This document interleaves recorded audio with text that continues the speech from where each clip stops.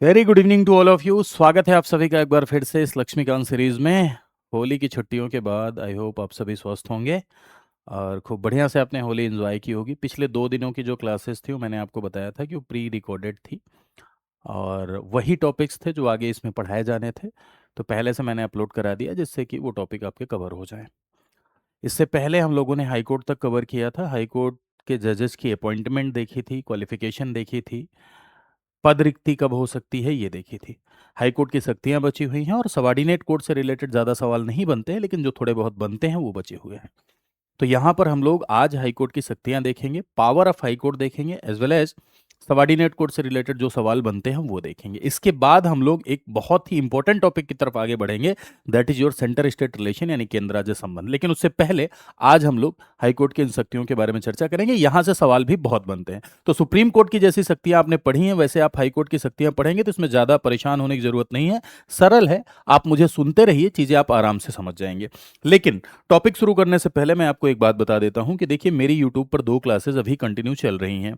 एक तो क्लास सुबह 7 AM पर चलती है। सुबह 7 AM पे जो क्लास चलती है उसे हम 20 मिनट शो के नाम से जानते हैं और इसमें मैं 4 सवालों के साथ आपको 40 बातें बताता हूँ। ऐसी 40 बातें जो आपके लिए इंपॉर्टेंट हैं, जो आपके लिए रेलिवेंट हैं, आपके लिए जरूरी हैं।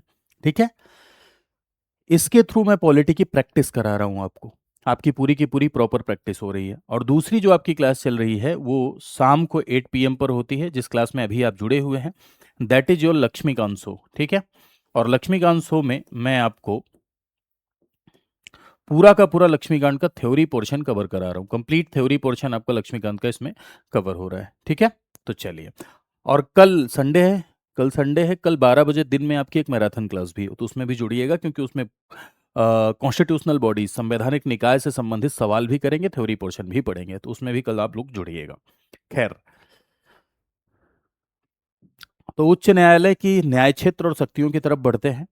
तो भाई जैसे आपने सुप्रीम कोर्ट के लिए पढ़ा था कि सुप्रीम कोर्ट पूरे भारत का सर्वोच्च अपीलेट जुरिस्डिक्शन रखता है, वैसे राज्य में अपील करने का जो सबसे बड़ा कोर्ट है वो हाई कोर्ट है। Highest court of appeal in the state, यानी राज्य में अपील सुनने का। अपील का मतलब जब इंफीरियर कोर्ट के जजमेंट के खिलाफ आप सुपीरियर कोर्ट जाते हैं तो उसे अपील कहते हैं।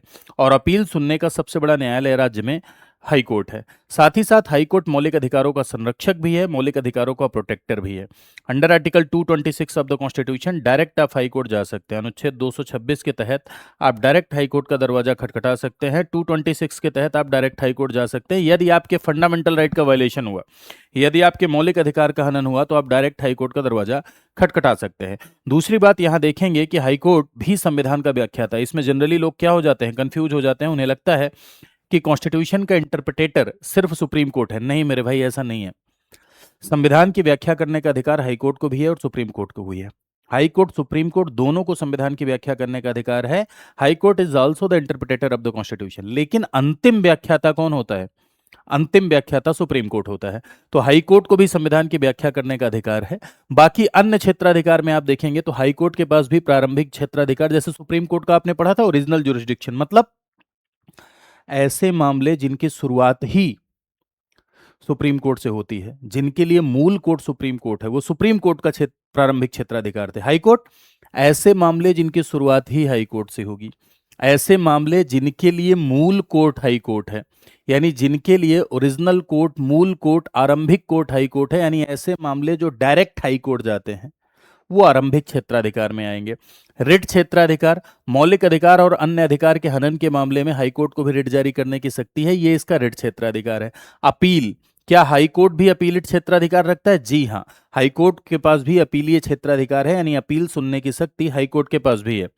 सुपरवाइजरी जुरिस्डिक्शन, जी हाँ, अपने से निचली अदालतों पर, अपने से सबॉर्डिनेट कोर्ट पर हाई कोर्ट को कंट्रोल और सुपरवाइजरी दोनों पावर है, यानी पर्यवेक्षण का और नियंत्रण का दोनों शक्ति है। हाई कोर्ट की ये पावर है कि हाई कोर्ट अपने से अधीनस्थ न्यायालयों पर नियंत्रण और पर्यवेक्षण का अधिकार रखता है। साथ ही साथ हाई कोर्ट की शक्तियों में हाई कोर्ट भी एक अभिलेख न्यायालय की शक्ति रखता है और न्यायिक समीक्षा की शक्ति रखता है। ये सब मैं आपको पढ़ा रहा हूँ, परेशान हो कुछ लोग, हाँ हो गया क्या, इतना जल्दी सारा अधिकार बता दिए? नहीं, ऐसा नहीं है। अभी आगे चल के एक एक करके मैं आपको बता रहा हूं, तो जज्बाती होने की जरूरत नहीं है। ठीक है। तो सबसे पहले हम लोग प्रारंभिक क्षेत्राधिकार की तरफ बढ़ते हैं। प्रारंभिक क्षेत्राधिकार में देखिए, मौलिक अधिकार से रिलेटेड मामले। आप जानते हैं कि मौलिक अधिकार के हनन के मामले में डायरेक्ट हाईकोर्ट जा सकते हैं।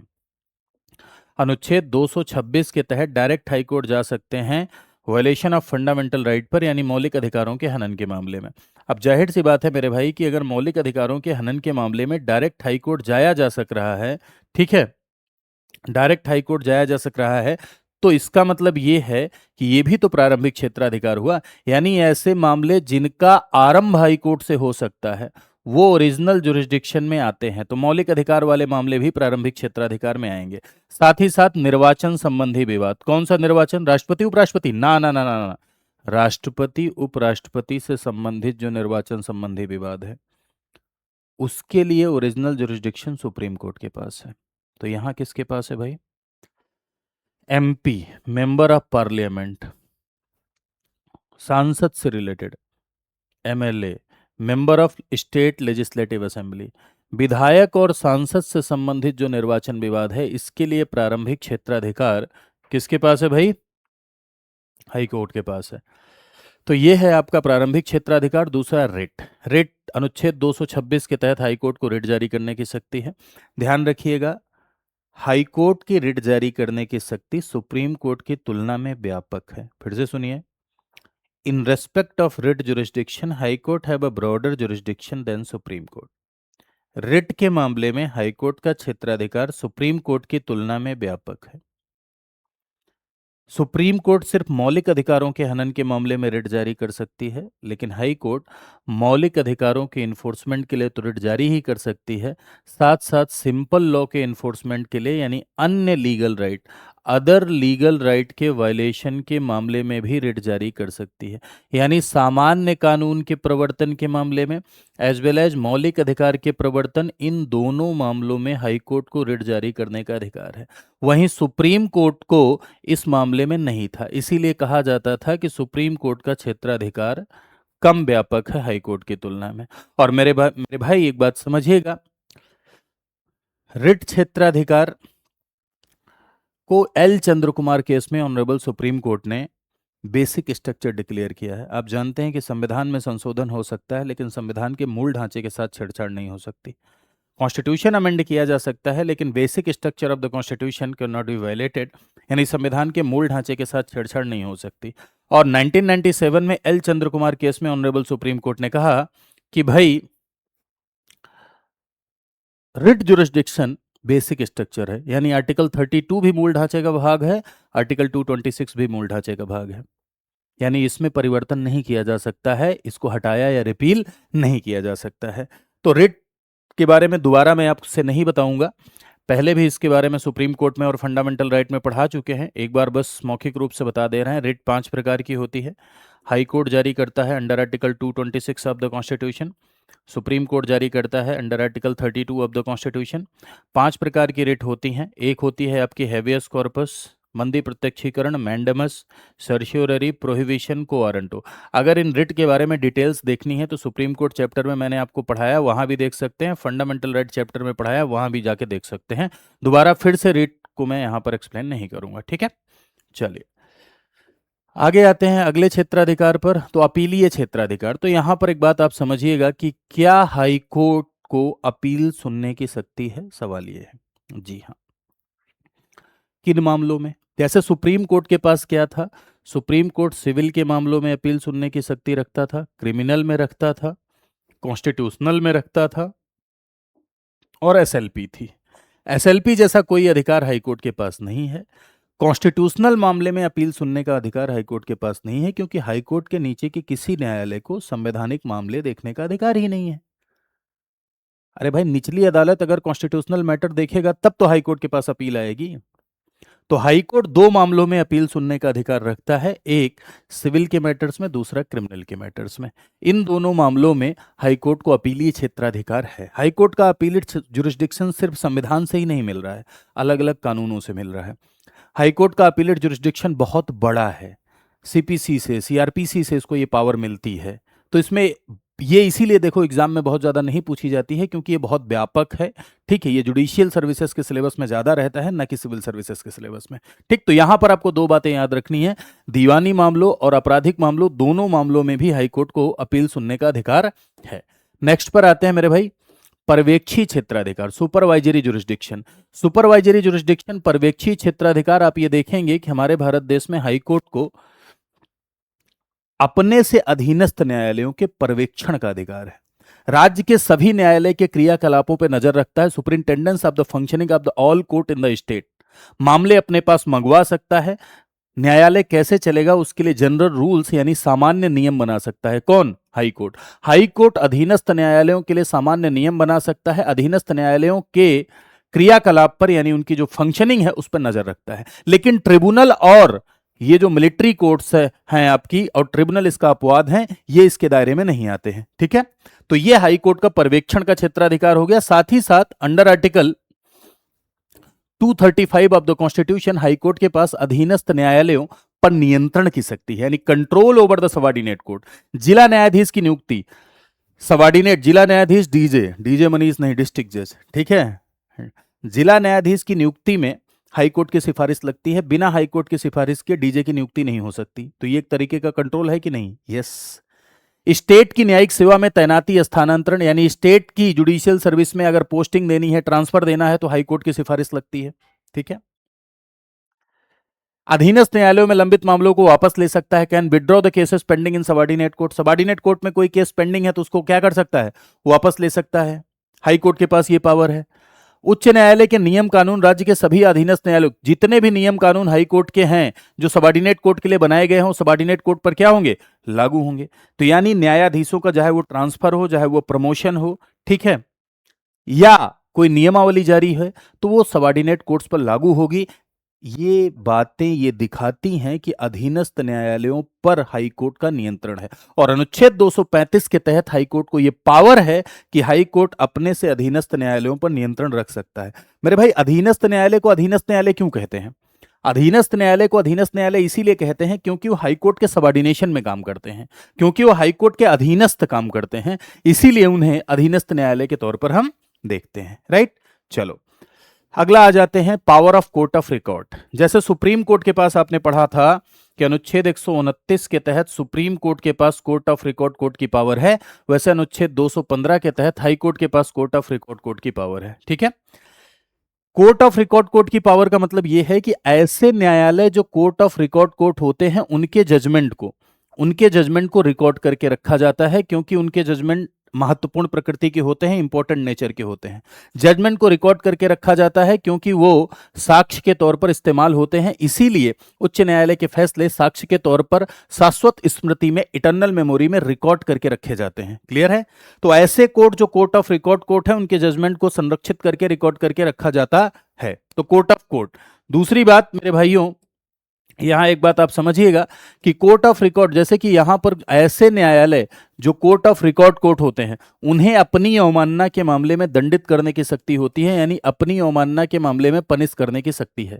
ठीक है, high court court of record court है। जैसे सुप्रीम कोर्ट में भी आपने पढ़ा था कि सुप्रीम कोर्ट भी कोर्ट ऑफ रिकॉर्ड कोर्ट है, तो सुप्रीम कोर्ट भी अपनी अवमानना के मामले में दंडित कर सकता है। वैसे हाई कोर्ट भी अपनी अवमानना के मामले में पनिश कर सकता है, दंडित कर सकता है, जुर्माना लगा सकता है, जेल भेज सकता है, दोनों कर सकता है। कंटेम्प्ट ऑफ कोर्ट, न्यायालय की अवमानना शब्द को संविधान में कहीं परिभाषित नहीं किया गया है, ध्यान रखिएगा। कंटेम्प्ट ऑफ कोर्ट वर्ड को, न्यायालय की अवमानना शब्द को संविधान में परिभाषित नहीं किया गया है। हालांकि कोर्ट ऑफ रिकॉर्ड कोर्ट जितनी होती है, उन्हें न्यायालय की अवमानना के मामले में दंडित करने की शक्ति है।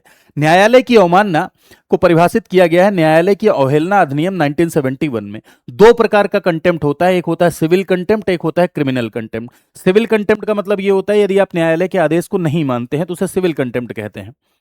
यदि आप न्यायिक कार्य में कोई बाधा पहुंचाते हैं, किसी भी प्रकार की टीका टिप्पणी करते हैं, गाली दे रहे हैं, ठीक है, तो उसे क्रिमिनल कंटेम्प्ट कहते हैं। इन दोनों में, क्रिमिनल और सिविल दोनों प्रकार के कंटेम्प्ट में न्यायालय आपको पनिश कर सकता है, दंडित कर सकता है, जुर्माना लगा सकता है, या दोनों भी कर सकता है। क्लियर है?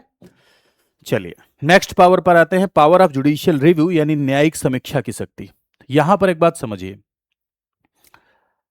जुडिशियल रिव्यू की पावर सुप्रीम कोर्ट को भी थी, हाई कोर्ट को भी है। इसको थोड़ा सा मैं आपको अपने शब्दों में पहले समझाता हूं, फिर इधर चार्ट पर आएंगे। जुडिशियल रिव्यू का मतलब मैंने आपको बताया था सुप्रीम कोर्ट पढ़ाते समय, न्यायिक समीक्षा। इसी पावर की वजह से भारत का सुप्रीम कोर्ट विश्व के सबसे ताकतवर सुप्रीम कोर्ट्स में एक है, और इसी पावर की वजह से भारत का हाई कोर्ट इतना ताकतवर है कि सरकार उसका कुछ नहीं कर पाती, कुछ नहीं कर सकती। न्यायिक समीक्षा का अर्थ ये होता है to check the constitutional validity of any law और एनी ऑर्डर। ठीक है, to check the constitutional validity, to check the constitutional validity. Constitutional validity यानी कि संवैधानिक वैधता का परीक्षण। कोई भी कानून बना, ठीक है, या कोई भी आदेश आया, कोई भी कानून बना या कोई भी आदेश आया, तो वो संविधान के पक्ष में है या नहीं है। कोई भी कानून या कोई भी आदेश संविधान के पक्ष में है या संविधान के पक्ष में नहीं है, इस बात को चेक करने का जो अधिकार है, कोई भी कानून या कोई भी आदेश संविधान के पक्ष में है या संविधान के पक्ष में नहीं है, इस बात को चेक करना जुडिशियल रिव्यू कहलाता है। ये पावर सुप्रीम कोर्ट को भी है, ये पावर हाई कोर्ट को भी है। चेक कर सकता है, और चेक करके अगर संविधान के पक्ष में नहीं रहा तो उसे नल एंड वाइड डिक्लेयर कर सकता है, यानी शून्य घोषित कर सकता है। अब सवाल ये उठता है, ये पावर सुप्रीम कोर्ट को भी है? जी हां, ये पावर सुप्रीम कोर्ट को भी है। ये पावर हाई कोर्ट को भी है? जी हां। सुप्रीम कोर्ट को यह शक्ति अलग अलग आर्टिकल 32, 131, 136 आदि से मिलती है। हाई कोर्ट को यह पावर 226, 13 आदि से मिलती है। कहीं भी कॉन्स्टिट्यूशन में जुडिशियल रिव्यू शब्द मेंशन नहीं है, बल्कि अलग अलग अनुच्छेद से ये power supreme court high court को मिलती है। अब हाई कोर्ट को लेकर सबसे बड़ी कंफ्यूजन यहां ये होती है कि हाई कोर्ट भी वैलिडिटी चेक कर सकता है, तो कौन से कानूनों की? केंद्रीय विधि, केंद्र के द्वारा बनाया गया कोई कानून है, और राज्य के द्वारा बनाया गया कोई कानून है, राज्य विधि। केंद्र द्वारा दिया गया कोई आदेश है, प्रधानमंत्री कार्यालय से आया है, राज्य द्वारा दिया गया कोई आदेश है, तो कौन सा? हाई कोर्ट सिर्फ राज्य वाले की चेक कर सकता है या राज्य केंद्र दोनों? तो लोग इस बात को रट लेते हैं कि हाई कोर्ट सिर्फ राज्य वाला, लेकिन ऐसा है नहीं, है ना, ऐसा है नहीं। हाई कोर्ट की जुडिशियल रिव्यू की पावर भी सेंटर तक विस्तारित है। केंद्र द्वारा बनाया गया कानून, संसद के द्वारा बनाए गए कानून की भी वैधता चेक कर सकता है, हाई कोर्ट भी उसे शून्य घोषित कर सकता है। जबरदस्त पावर है, ध्यान रखिएगा। ये मत सोचिएगा कि हाई कोर्ट सिर्फ राज्यों तक, चाहे जो आदेश हो, चाहे जो कानून हो, उसका रिव्यू हो सकता है हाई कोर्ट में भी, चाहे केंद्र का हो चाहे राज्य का हो। अब आप लोग सोच रहे होंगे कि सब कानून, हाँ, लेकिन कुछ लिमिटेशन है, जैसे संविधान संशोधन अधिनियम। कॉन्स्टिट्यूशनल अमेंडमेंट एक्ट का तब तक रिव्यू नहीं होगा जब तक मूल ढांचे का हनन न करे। 9वीं अनुसूची में डाले गए कानून, 9th शेड्यूल में डाले गए कानून का तब तक रिव्यू नहीं होगा जब तक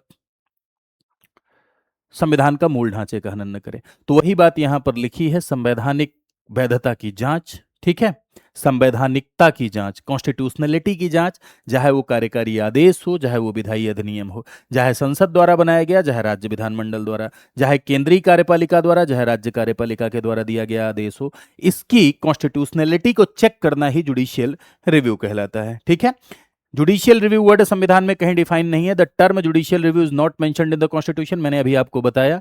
ठीक है, जुडिशियल रिव्यू का आधार क्या है?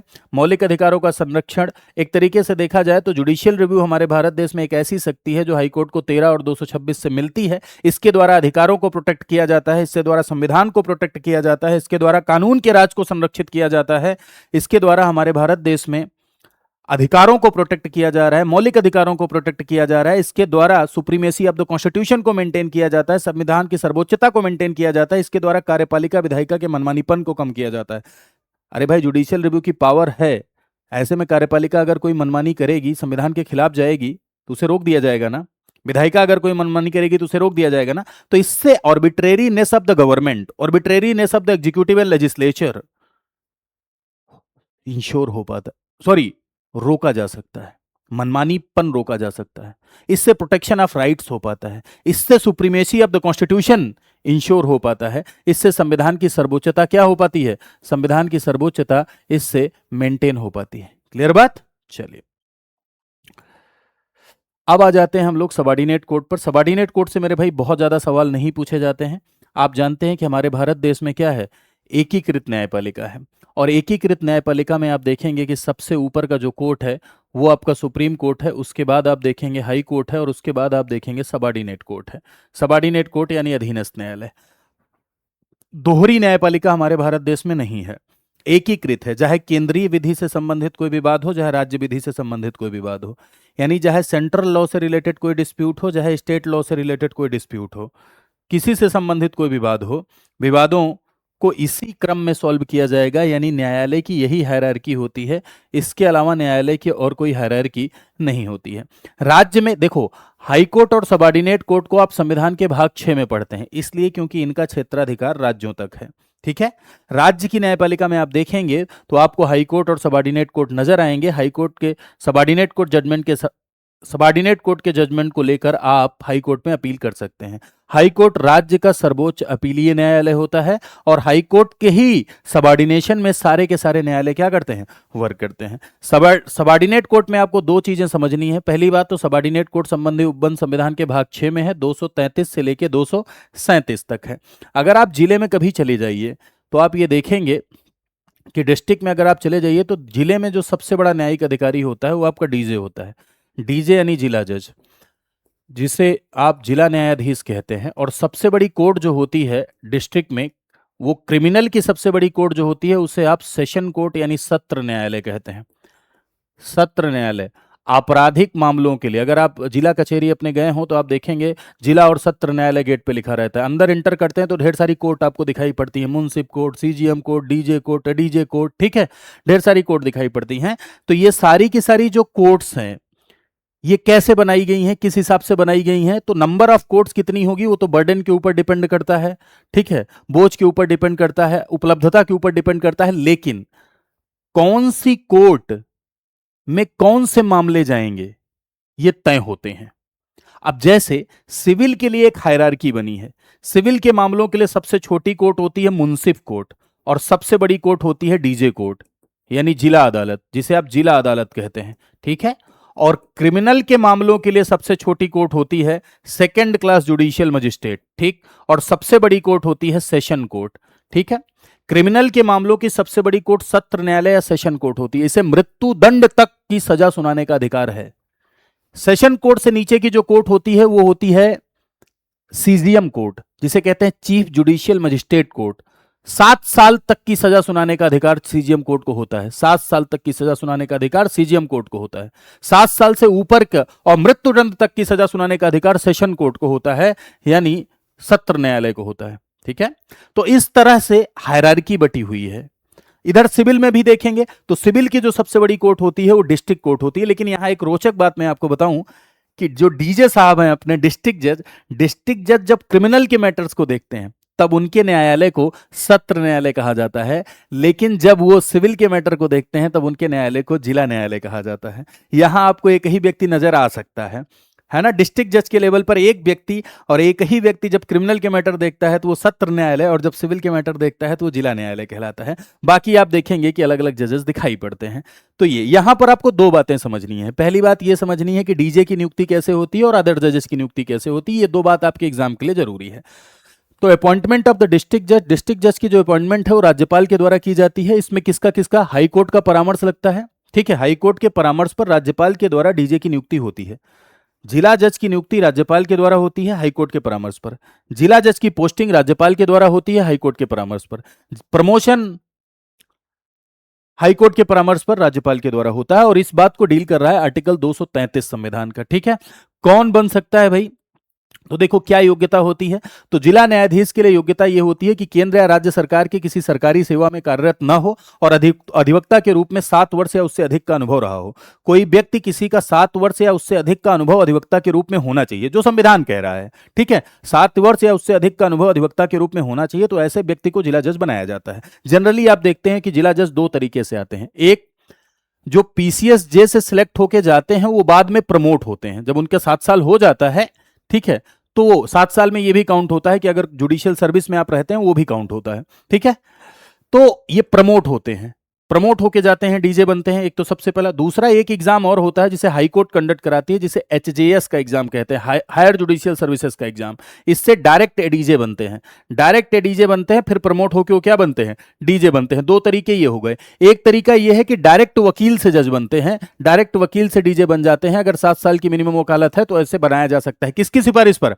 हाई कोर्ट की सिफारिश पर। तो यहां आपको क्या याद रखना है कि हाई कोर्ट की सिफारिश पर जिला न्यायाधीश की नियुक्ति होती है। अधिवक्ता के रूप में 7 वर्ष का अनुभव होना चाहिए, ठीक है, जिला न्यायाधीश बनने के लिए। तो एक तो देखो कौन कौन डीजे बन सकता है। तो डीजे बनने के लिए एक तो वकील डायरेक्ट जिला जज बन सकते हैं हाई कोर्ट की सिफारिश पर, डायरेक्ट। दूसरा, प्रमोशन, प्रोन्नति से बनते हैं, यानी जो पहले जो जूनियर जजेज होते हैं, जैसे मान लीजिए कि कोई एडीजे हुआ, कोई सीजीएम हुआ, वो आगे चल के प्रमोट होके क्या बन सकता है, डीजे बन सकता है। और तीसरा, हायर जुडिशियल सर्विसेज का एक एग्जाम होता है, ठीक है। हायर जुडिशियल सर्विसेज के एग्जाम से एडीजे सिलेक्ट होते हैं, वो प्रमोट होके डीजे बनते हैं, ठीक है। ये आप समझ गए। अन्य न्यायाधीशों की नियुक्ति कैसे होती है? तो अन्य न्यायाधीश की जो नियुक्ति है, वो नियुक्ति में लोक सेवा आयोग का भी रोल है, यानी पब्लिक सर्विस कमीशन का रोल है। आप जानते हैं कि पीसीएस जे का एक एग्जाम कंडक्ट होता है यूपी में, ठीक है। पीसीएस जे, लोक सेवा आयोग, एक एग्जाम कराता है। एग्जाम करा के कुछ कैंडिडेट को सिलेक्ट करता है, उस कैंडिडेट का नाम भेजता है, फिर हाईकोर्ट की सिफारिश के बाद राज्यपाल नियुक्ति। लेकिन पीसीएस जे से जो लोग सिलेक्ट होते हैं वो डायरेक्ट डीजे और डीजे नहीं बन जाते हैं, ठीक है। सबसे पहले सबसे छोटी पोस्ट पर जाते हैं, सेकंड क्लास जुडिशियल मजिस्ट्रेट या मुंसिफ जज बनते हैं। सबसे पहले मुंसिफ जज, फिर भी प्रमोट होते होते होते होते वो डीजे तक पहुंच सकते हैं, है ना, पहुंच सकते हैं प्रमोट होते होते वो डीजे तक। लेकिन बहुत मुश्किल होता है कि हाई कोर्ट तक पहुंच जाए, बहुत है मुश्किल है, वो डीजे तक पहुंच जाए बहुत बड़ी बात होती है। तो अन्य न्यायाधीशों की नियुक्ति भी कौन करता है? राज्यपाल करता है। किसके परामर्श पर? पब्लिक सर्विस कमीशन, लोक सेवा आयोग और हाई कोर्ट का परामर्श। लोक सेवा आयोग कैसे परामर्श देता है? एग्जाम कराता है, पीसीएसजे का एग्जाम कराता है, कैंडिडेट की लिस्ट सेलेक्ट करता है, फिर उसके बाद उसे भेजता है। तो यहां पर दो बातें मैंने आपको बताई, दोनों बातों को एक बार फिर से सुनिएगा। जिला जज की नियुक्ति भी राज्यपाल करेगा हाईकोर्ट के परामर्श पर। जिले में अन्य न्यायाधीशों की नियुक्ति भी राज्यपाल करेगा, लेकिन इसमें हाईकोर्ट के साथ साथ लोक सेवा आयोग का भी परामर्श लगता है, यानी हाईकोर्ट के साथ साथ पब्लिक सर्विस कमीशन का भी परामर्श लगता है। क्लियर बात? चलिए, आर्टिकल 235 मैंने आपको थोड़ी देर पहले बताया ही था कि सबॉर्डिनेट कोर्ट पे हाई कोर्ट का नियंत्रण है, चाहे वो प्रमोशन के मामले हो, चाहे वो पोस्टिंग के मामले हो, चाहे वो अदर मामले हो। हाई कोर्ट पर, हाई कोर्ट का सबॉर्डिनेट कोर्ट पर एक कंट्रोल है under article 235 of the constitution. दो आर्टिकल ऐसे हैं जो पूछे जाते हैं, 233 जो कि जिला न्यायाधीश की नियुक्ति है, ये पूछा जाता है। 235 जो कि हाई कोर्ट का अधीनस्थ न्यायालयों पर नियंत्रण है, ये भी आर्टिकल आपके यहां एग्जाम में पूछा जाता है। क्लियर बात? चलिए, देखो जिला न्यायाधीश की थोड़ी सी शक्तियां देख लेते हैं। जिला न्यायाधीश की शक्तियों में मेरे भाइयों, जिले का ये सबसे बड़ा न्यायिक अधिकारी होता है। जिले का सबसे बड़ा न्यायिक अधिकारी होता है, सत्र न्यायाधीश के रूप में सुनवाई करता है आपराधिक मामलों में। सत्र न्यायाधीश यानी सेशन जज। सेशन जज कैसे जज होते हैं? जिले में क्रिमिनल मैटर्स को देखने के लिए सबसे बड़ा जज सेशन जज कहलाता है, और डीजे ही सेशन जज होता है। डीजे मनीष नहीं, डिस्ट्रिक्ट जज। डिस्ट्रिक्ट जज ही सेशन जज होता है। सेशन जज को मृत्युदंड तक सुनाने का अधिकार है। सिविल के मामलों में जिला न्यायाधीश के रूप में कार्य करता है। सिविल के मामलों में जिले में सबसे बड़ा जज डिस्ट्रिक्ट जज है, और जिले की सबसे बड़ी अदालत जिला अदालत है, ठीक है। और जिला अदालत में भी डीजे एज अ न्यायाधीश वर्क करता है। क्लियर बात? चलिए,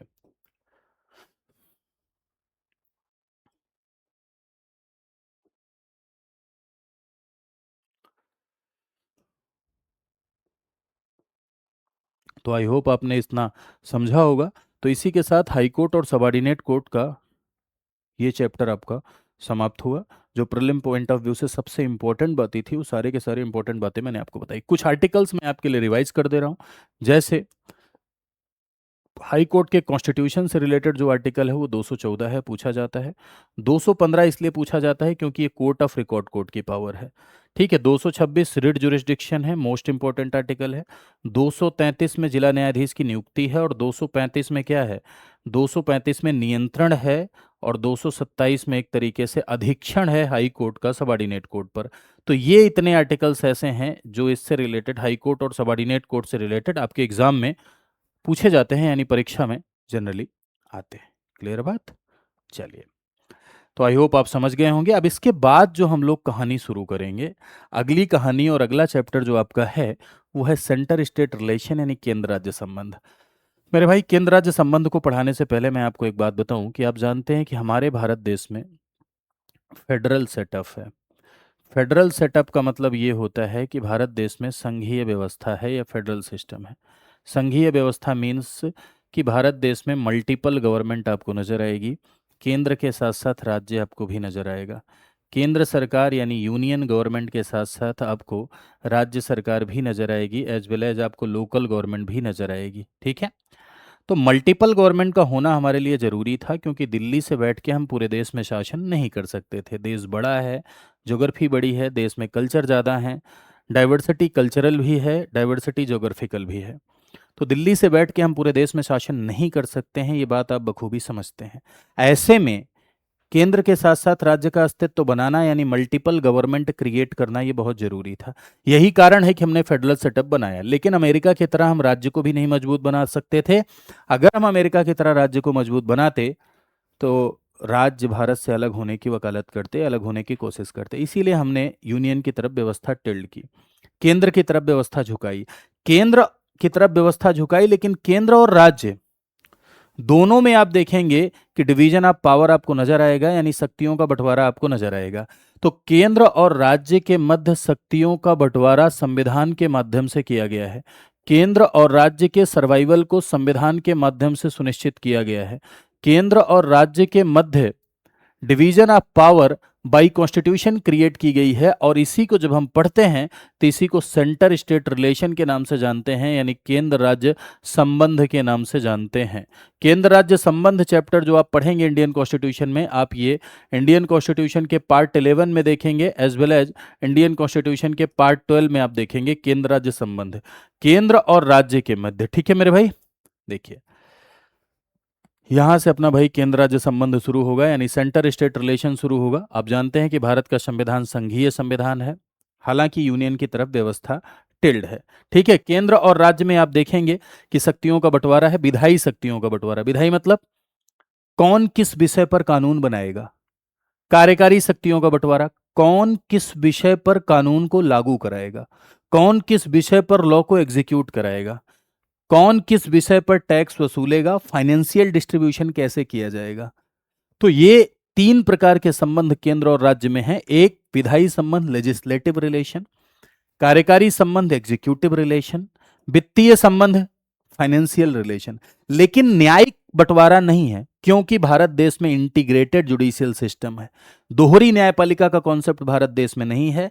तो न्यायिक बंटवारा आप मत समझिएगा, एकीकृत न्यायपालिका है, इंटीग्रेटेड जुडिशियल सिस्टम है। न्यायपालिका की एक ही हायरार्की है। ठीक है, अमेरिका की तरह दोहरी न्यायपालिका नहीं है। तो न्यायिक बंटवारा आप नहीं देखेंगे, न्यायिक शक्तियों का विभाजन आप नहीं देखेंगे, बल्कि विधायी, कार्यकारी और वित्तीय शक्तियों का विभाजन आप देखेंगे। लेजिस्लेटिव पावर्स, एग्जीक्यूटिव पावर्स और फाइनेंशियल पावर्स का डिवीजन आप केंद्र और राज्य के में देखेंगे। और यही जब आप पढ़ते हैं तो इसे आप सेंटर स्टेट रिलेशन के नाम से जानते हैं, केंद्र राज्य संबंध के नाम से जानते हैं। प्रीलिम पॉइंट ऑफ व्यू से सबसे ज्यादा इंपॉर्टेंट विधायी संबंध होते हैं, और थोड़ा बहुत इंपॉर्टेंट कार्यकारी संबंध है आपके यहाँ। ठीक है, तो इसको एक एक करके हम लोग क्या करेंगे, पढ़ेंगे। तो आज हम लोग ये चैप्टर स्टार्ट नहीं करते हैं, नेक्स्ट डे हम लोग जब मिलेंगे तो एक एक करके सारे रिलेशन पढ़ेंगे, लेजिस्लेटिव रिलेशन, एडमिनिस्ट्रेटिव रिलेशन और फाइनेंशियल रिलेशन। ठीक है, तो आज के लिए इतना ही। आई होप आपने सेशन को एंजॉय किया होगा। अगर अच्छा लगा तो जरूर कमेंट सेक्शन में बताइएगा, लिखा करिए कमेंट सेक्शन में, क्योंकि उससे एक ऊर्जा मिलती है। साथ ही साथ मेरे भाइयों, यदि आप हमारे साथ जुड़ के कंप्लीट प्रिपरेशन करना चाहते हैं, पूरी की पूरी कंप्लीट तैयारी यदि आप हमारे साथ जुड़ के करना चाहते हैं, तो हमारा स्टडी आईक्यू परिवार आपकी कंप्लीट तैयारी के लिए एक प्रोग्राम चलाता है जिसका नाम है आरंभ। आरंभ एक ऐसा प्रोग्राम है जिसमें आपको प्री, मेंस, इंटरव्यू तीनों की तैयारी कराई जाती है। प्री और मेंस के लिए, प्री मेंस इंटरव्यू तीनों की तैयारी कराई जाती है। प्री और मेंस के लिए 1100 प्लस घंटे का सिलेबस लाइव पढ़ाया जाता है।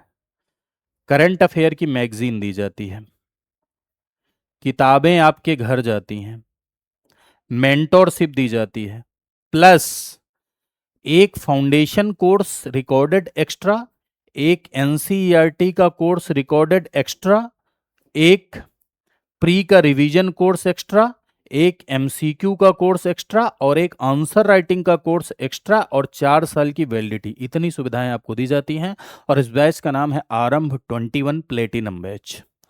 कैसे आप इस बैच में एनरोल कर सकते हैं, ज़्यादा जानकारी कैसे ले सकते हैं, तो ज़्यादा जानकारी के लिए देखिए स्क्रीन पर आपके एक नंबर भी चल रहा होगा, उसमें नंबर लिखा हुआ है 9289996923। आप इस नंबर पे कॉल कर लीजिए, 9289996923। इस पे आप कॉल करिए, मेरा नाम बताइए, आपको पूरी की पूरी फ्री में काउंसलिंग मिलेगी। ठीक है, पूरी की पूरी फ्री में काउंसलिंग आपको मिलेगी। और साथ ही साथ यदि आप खुद से देखना चाहते हैं तो आप चले जाइए studyIQ.com पर। studyIQ.com पर जाइए ऐसे ही, और यहाँ जाइए, यहाँ आप देखेंगे पॉपुलर ऑनलाइन कोर्सेज में जाइए। पॉपुलर ऑनलाइन कोर्सेज में जाके स्टेट पीसीएस सेलेक्ट करिए ऐसे। देखो मैं गया पॉपुलर ऑनलाइन कोर्सेज में, स्टेट पीसीएस सेलेक्ट किया, अब उत्तर प्रदेश सेलेक्ट करिए। उत्तर प्रदेश जब आप सेलेक्ट करेंगे तो देखो उत्तर प्रदेश पीसीएस लिख के आ रहा है। अब यहाँ पर 2 तरह के बैचेज हैं, गोल्ड और प्लेटिनम, दोनों में डिफरेंस पढ़िए। फिर उसके बाद डाउनलोड करके पूरे के पूरे बैच के फीचर जानिए, फिर आप बाय नाउ पे क्लिक करिए, और फिर आपको एक कोड लगाने का ऑप्शन आएगा, VL लाइव। कोड अगर आप लगाएंगे तो आपको मैक्सिमम डिस्काउंट मिलेगा। जैसे आप बाय नाउ पे गए, मोबाइल नंबर इंटर करिएगा, ओटीपी डालिएगा, फिर यहाँ पर कूपन कोड लगाने का ऑप्शन आएगा। कूपन कोड अगर आप लगाएंगे, जो पहले से लगा हुआ है उसको हटा दीजिएगा और यहाँ लगाइए VL लाइव। कूपन कोड लगाने के बाद आप देखेंगे कि आपको मैक्सिमम डिस्काउंट मिल जाएगा। ठीक है, तो इस तरह से आप बैच में एनरोल कर सकते हैं और अपनी तैयारी को और भी हमारे साथ जुड़ के बेहतर बना सकते हैं। तो आज के लिए इतना ही, मिलते हैं नेक्स्ट क्लास में, आगे की कहानी को कंटिन्यू करेंगे। Thank you so much to all of you. नमस्कार।